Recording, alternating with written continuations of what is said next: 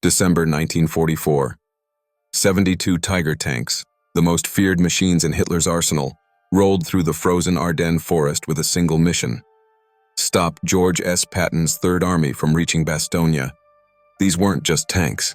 They were mobile fortresses, each one weighing 45 tons, armed with an 88mm gun that could punch through Allied armor from over a mile away.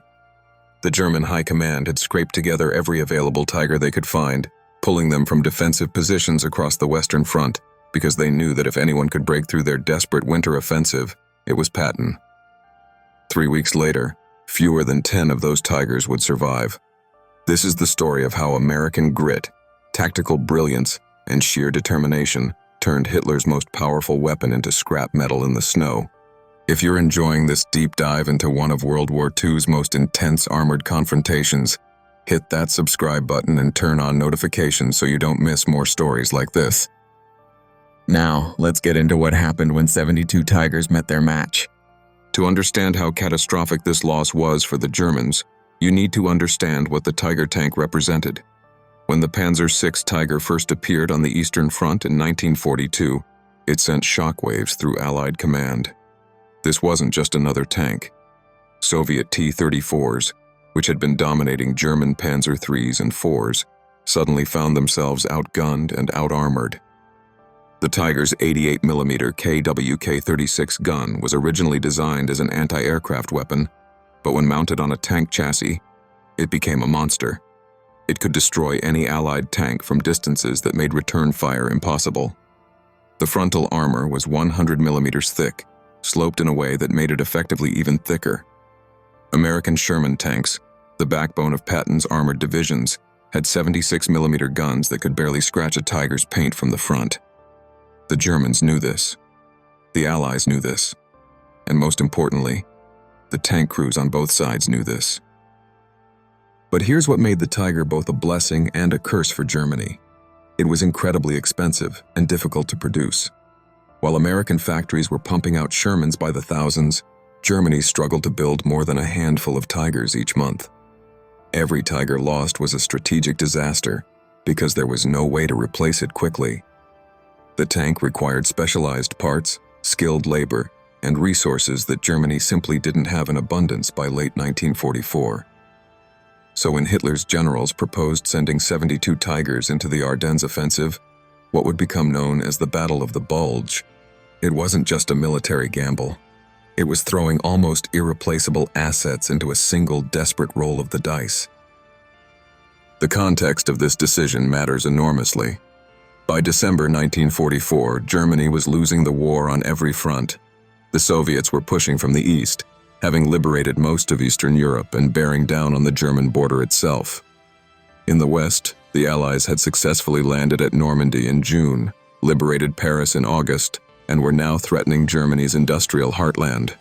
Hitler's war machine was running on fumes, literally. Oil refineries in Romania had been lost to the Soviets. Synthetic fuel production facilities were being bombed around the clock by Allied air forces. The Luftwaffe was a shadow of its former self, unable to contest Allied air superiority. German cities were being reduced to rubble. The rational move would have been to negotiate some kind of armistice, to salvage what could be salvaged. But Hitler wasn't interested in rational moves. He was interested in one last grand offensive that might split the Allied coalition, recapture the vital port of Antwerp, and force the Western Allies to the negotiating table. The plan was audacious to the point of fantasy. German forces would punch through the thinly held American lines in the Ardennes, a heavily forested region along the Belgian-German border, then race northwest to Antwerp, splitting the British forces in the north from the American forces in the south. The Ardennes had been chosen because it was considered a quiet sector, held by green American divisions or exhausted units recuperating from earlier battles. The Germans would achieve complete surprise, or so the plan went, and the initial breakthrough would be so fast and so violent that the Allies wouldn't have time to respond effectively. Key to this plan were the Tigers. They would form the armored spearhead, smashing through any resistance. Their mere presence intended to spread panic and disorder. And at first, the plan actually worked. On December 16, 1944, German artillery opened up along an 80-mile front in the pre-dawn darkness. American positions were hammered by the heaviest barrage they'd experienced since D-Day. Then came the tanks and infantry, emerging from the fog and snow like ghosts. Many American units were completely caught off guard. Some were overrun before they could mount effective resistance. The Germans made rapid progress, creating a bulge in the Allied lines that would give the battle its name. Communications broke down, units were cut off. Panic began to spread through some sectors. For a brief moment, it looked like Hitler's gamble might pay off. But the Germans had made one critical miscalculation. They had underestimated American resilience, and, more specifically, they had underestimated what would happen when you threatened to disrupt George S. Patton's advance. Patton was in the middle of his own offensive, pushing toward the Saar region of Germany, when news of the German breakthrough reached Allied headquarters.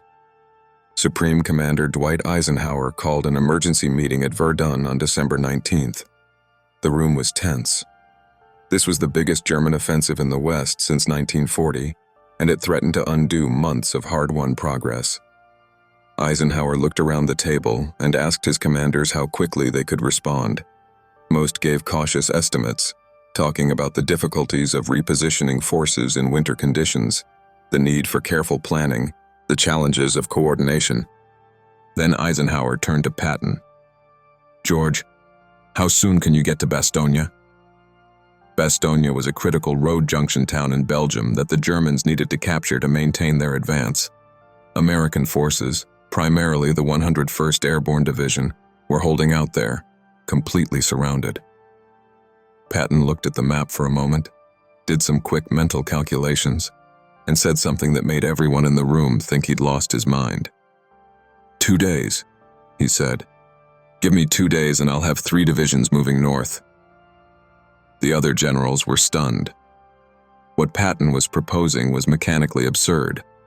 He was talking about disengaging from his current offensive, rotating his entire Third Army 90 degrees, and marching over 100 miles through winter weather on icy roads, all while maintaining combat readiness. Military doctrine suggested this would take at least a week, probably longer, but Patton wasn't bound by what doctrine suggested.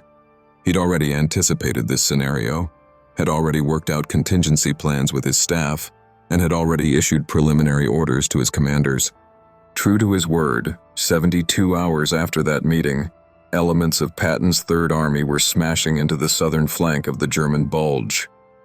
This wasn't a cautious probing attack. This was Patton doing what Patton did best: aggressive, relentless armored warfare. And standing directly in his path were many of those 72 Tiger tanks, positioned to hold the shoulders of the German advance and protect the supply lines, feeding the spearhead units, pushing toward Antwerp. The Germans had assumed they'd have at least a week before the Allies could mount a serious counteroffensive. Instead, they had 3 days. The Tigers were in position, but the overall German defensive setup was incomplete. Support infantry were still moving up. Anti-tank gun positions weren't fully established. Supply dumps were still being organized. Patton had achieved something the Germans thought impossible, and now their most powerful weapons were going to be tested under the worst possible circumstances. The first major engagement between Patton's forces and the Tigers happened near the town of Bougainville on December 22nd. The 4th Armored Division, one of Patton's elite units, was spearheading the drive toward Bastogne when they ran into elements of the 5th Panzer Army, which included a company of Tiger tanks dug into defensive positions on a ridge overlooking the American approach. The Americans knew Tigers were in the area. Intelligence had confirmed it. Every tank commander in the 4th Armored had been briefed on Tiger tactics and capabilities. They knew that a frontal assault would be suicide. A Sherman 76mm gun could penetrate a Tiger's armor, but only from the sides or rear, and only at relatively close range.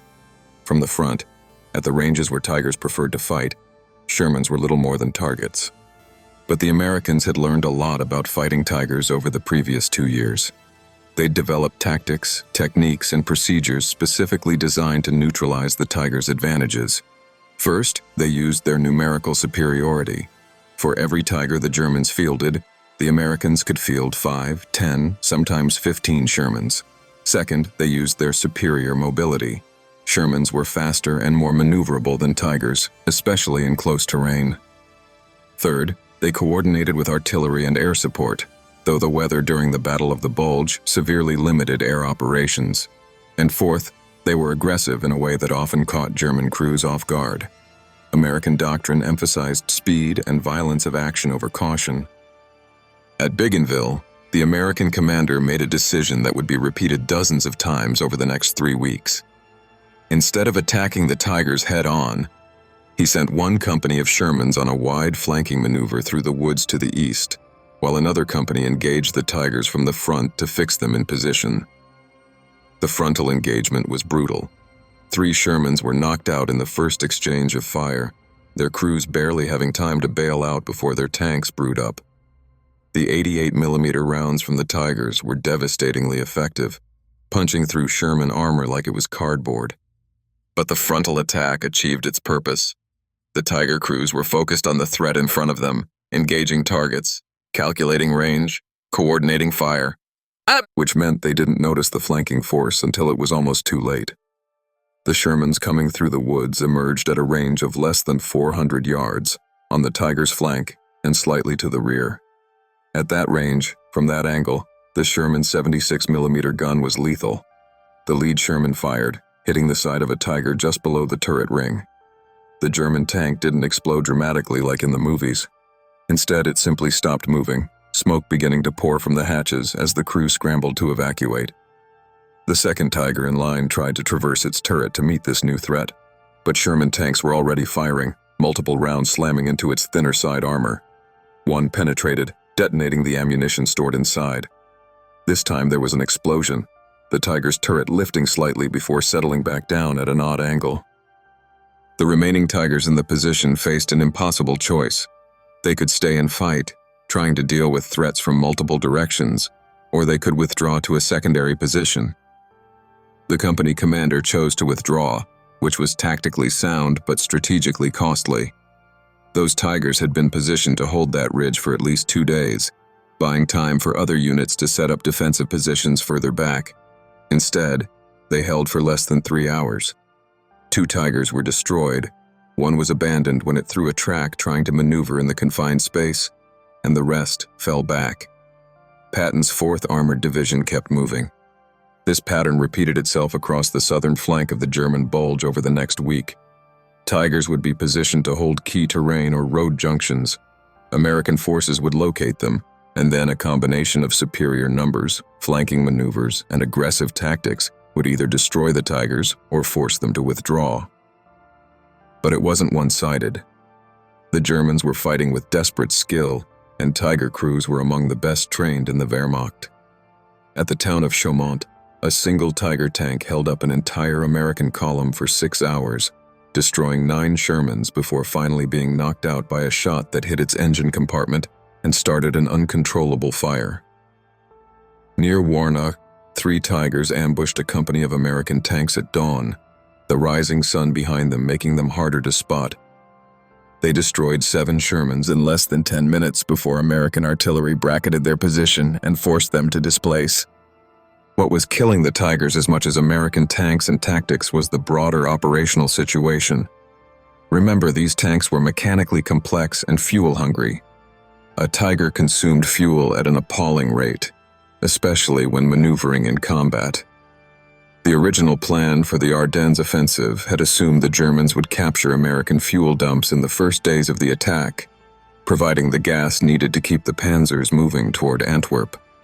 But American defenders had been more resilient than expected, and most of the major fuel dumps had been successfully evacuated or destroyed before German forces could capture them. By late December, fuel was becoming critical for German armored units. Tigers were starting to be abandoned not because they were destroyed in combat, but because they'd run out of fuel and there was no way to refuel them. The mechanical unreliability of the Tiger was also taking its toll. These were complex machines with hundreds of parts that could break down. The transmission was notoriously fragile. The overlapping road wheel design, while providing a smooth ride, was prone to getting packed with mud and ice in winter conditions, which would then freeze overnight.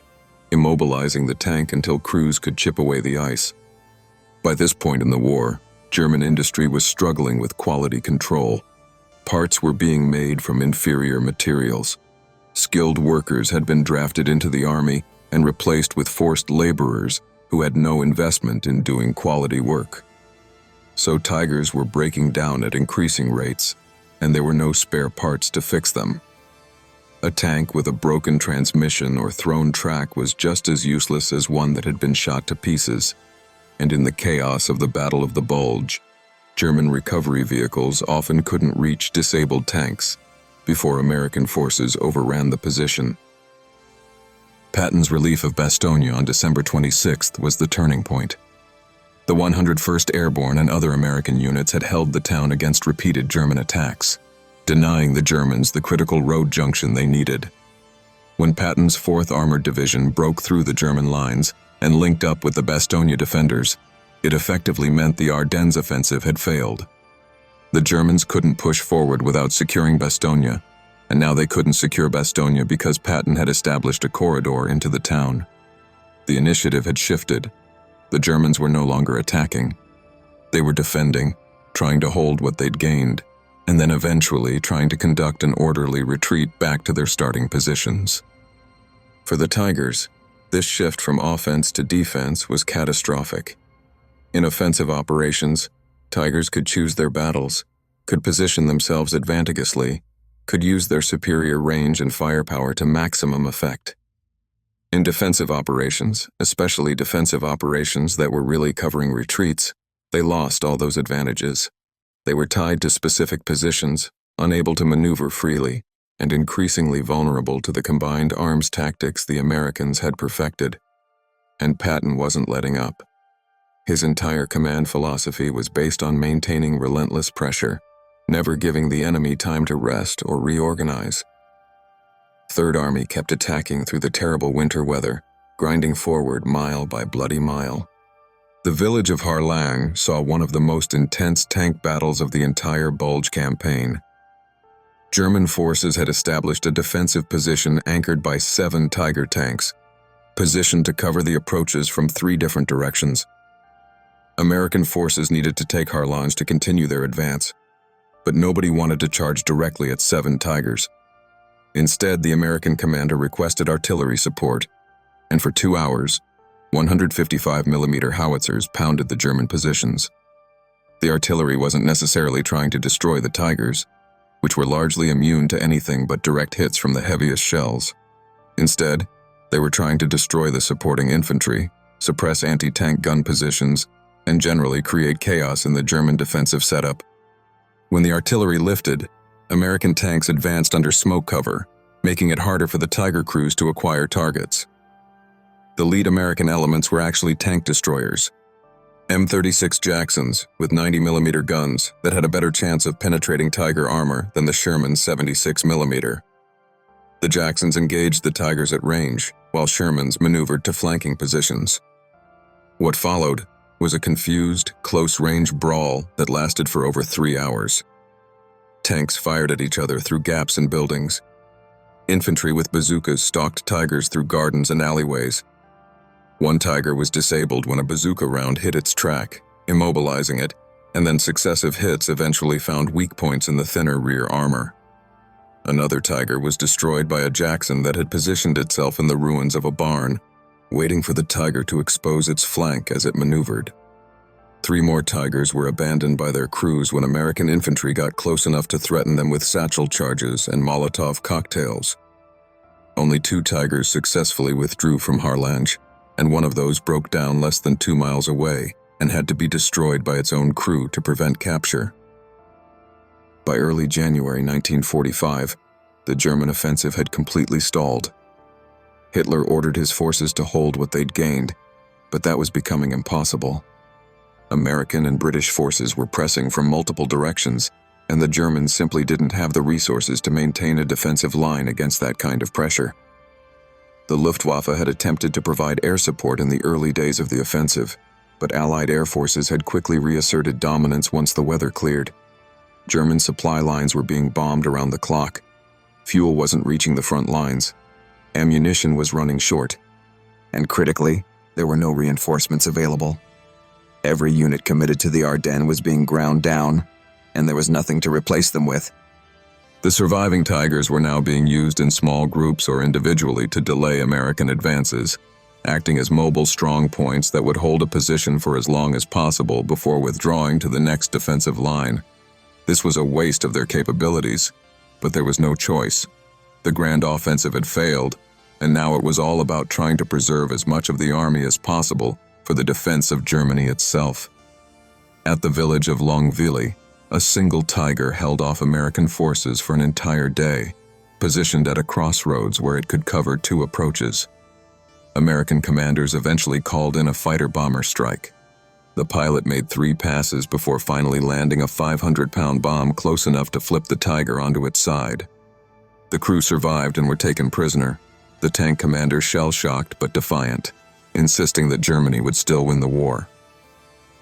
As the Germans retreated back toward their starting positions, they had to make brutal decisions about what to take and what to leave behind. Damaged Tigers that might have been repaired under normal circumstances were being destroyed by their own crews. Tigers that had run out of fuel were being blown up rather than risk capture. Recovery vehicles couldn't keep up with the retreat, so disabled tanks were being abandoned. American forces advancing through the Ardennes kept coming across intact or nearly intact Tigers that had simply been left behind. Intelligence officers swarmed over these captures, examining every detail, looking for any advantage or weakness that might help in future battles. The final accounting was brutal for the Germans. Of the 72 Tigers committed to the Ardennes offensive, fewer than 10 made it back to Germany in working condition. The exact number depends on which records you consult and how you count partial wrecks that were later cannibalized for parts, but the most reliable estimates put German Tiger losses at around 64 tanks destroyed, abandoned, or captured. This represented over half of all Tigers available on the Western Front at the time. The operational impact was devastating. Those Tigers were supposed to anchor the defense of the Rhine, the last natural barrier before the German heartland. Instead, they were scrap metal scattered across Belgium and Luxembourg. The human cost was equally severe. Tiger crews were elite tankers, men who'd been specifically selected and extensively trained. Germany couldn't afford to lose experienced tank commanders and gunners, but that's exactly what happened in the Ardennes. Some crews were killed when their tanks were destroyed. Others were captured when their tanks were disabled and they couldn't escape. A few made it back to German lines but were physically and psychologically broken by the experience. The myth of Tiger invincibility, which had sustained German armored forces through years of fighting against superior numbers, was shattered. Tank crews who'd believed their Tigers made them almost untouchable had watched as American Shermans, supposedly inferior tanks, had systematically hunted them down and destroyed them through superior tactics and overwhelming numbers. For Patton and Third Army, the Battle of the Bulge was a vindication of everything they'd believed about armored warfare. Speed, aggression, and relentless pressure had overcome what should have been an insurmountable defensive advantage. The Tigers were better tanks on paper with superior armor and firepower, but war isn't fought on paper. It's fought by real soldiers in real terrain under real conditions, and in those circumstances, American advantages in logistics, numbers, and tactical flexibility had proven decisive. Patton had personally driven forward to watch the advance several times during the battle, his jeep trailing columns of tanks and tank destroyers. He'd visited field hospitals to see wounded soldiers and awarded medals on the spot to units that had distinguished themselves. His presence was a psychological weapon in itself, his reputation for aggressive warfare making German commanders nervous about where he'd strike next.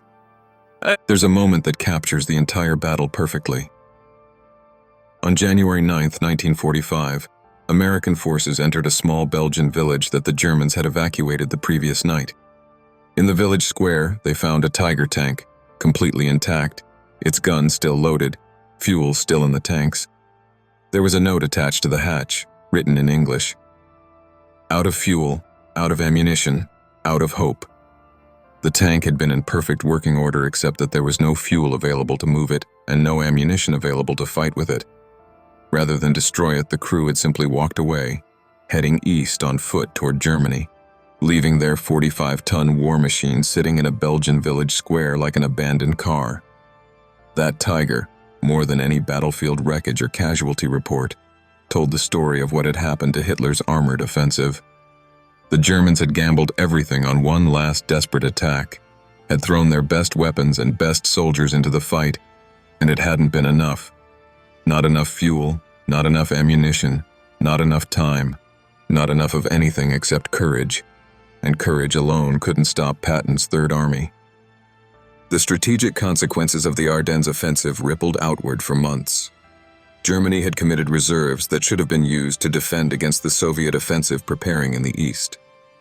When that offensive came in January 1945, German forces were depleted and disorganized, still recovering from the losses in the Ardennes. The Soviets made rapid progress, sweeping across Poland toward Berlin. In the west, the Allies used the momentum from defeating the Ardennes offensive to push toward the Rhine, crossing that river in March and then advancing into Germany itself. The war that Hitler had hoped to prolong through his winter offensive was instead shortened. By committing so many resources to an attack that failed, he'd hastened Germany's collapse.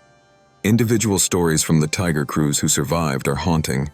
One commander, captured after his tank was disabled near Bastogne, told American interrogators that he'd known the offensive was doomed from the first day. He'd seen the supply situation, knew that fuel deliveries were already falling behind schedule, knew that the Luftwaffe couldn't provide meaningful air cover, knew that American forces would respond faster than German planners anticipated. But orders were orders, and German military culture didn't allow for questioning orders from above, especially not orders that came ultimately from Hitler himself. So he'd climbed into his Tiger, had commanded his crew with as much skill as he could muster, and had watched as one by one the Tigers in his company were destroyed or abandoned. When American infantry had surrounded his disabled tank and called for surrender, he'd felt relief more than anything else. The war was over for him, and he'd survived. Another crew member, a gunner who made it back to Germany, described the psychological impact of those 3 weeks. He'd started the offensive confident that Tigers were invincible, that American Shermans were targets rather than threats. He'd ended it terrified every time an engine sound echoed through the forest, knowing that American tanks were hunting his Tiger, knowing that the odds were against him, knowing that fuel was almost gone and there was nowhere to retreat to. He described watching a Tiger in the tank platoon next to his get hit by a flanking shot, the round penetrating the side armor and detonating inside. The Tiger had stopped immediately, smoke pouring from every opening, and only 2 of the 5 crew members had made it out alive, both of them on fire, rolling in the snow to extinguish the flames. That image, he said, never left him. Decades after the war, he still occasionally woke up from nightmares where he was trapped inside a burning Tiger. The Americans who fought against the Tigers had their own stories. A Sherman tank commander from the 4th Armored Division described the terror of engaging Tigers, knowing that one shot from that 88mm gun would likely kill everyone in his tank, while his own shots might just bounce off the Tiger's armor. He described the exhilaration when a flanking maneuver worked, when his gunner put a round through a Tiger's side armor and the German tank ground to a halt.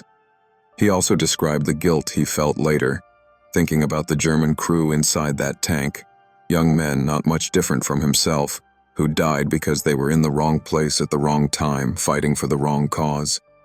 War was like that, he said. Moments of terror and triumph mixed with moments of reflection and regret. The technical lessons learned from the Battle of the Bulge influenced tank design for the rest of the war and beyond. The Americans concluded that having large numbers of good enough tanks was better than having small numbers of superior tanks.